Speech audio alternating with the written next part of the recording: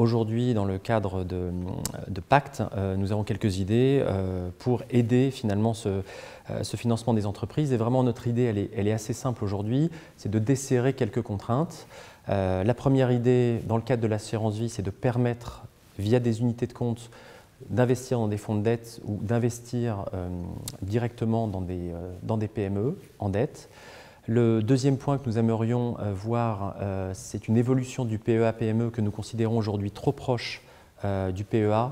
Et nous pourrions aussi avoir des produits de dette dans le PEA-PME, évidemment fléchés vers les PME françaises, que ce soit via des fonds de crowdlending ou via des fonds en direct qui financeraient ces PME. Ça, c'est le deuxième point. Et le troisième point, j'en ai parlé, c'est le crowdlending. C'est une activité qu'on connaît bien chez Tikehau puisque nous gérons le crowdlending via la plateforme crédit.fr.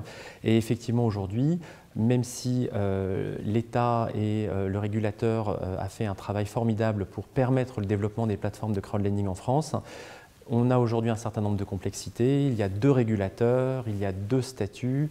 Et aujourd'hui, nous souhaiterions que ces statuts soient fusionnés et que les nouveaux produits qui ont produit le crowdlending, comme les mini-bons, soient simplifiés afin que le financement via ces plateformes soit beaucoup plus fluide.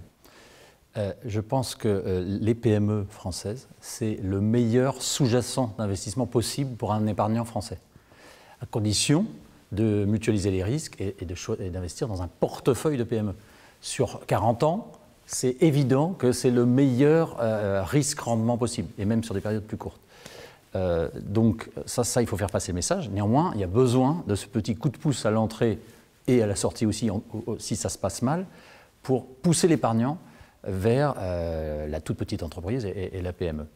Et là, donc, ça a un coût initial assez modeste pour l'État, nos finances publiques qui ne sont pas en très bon état.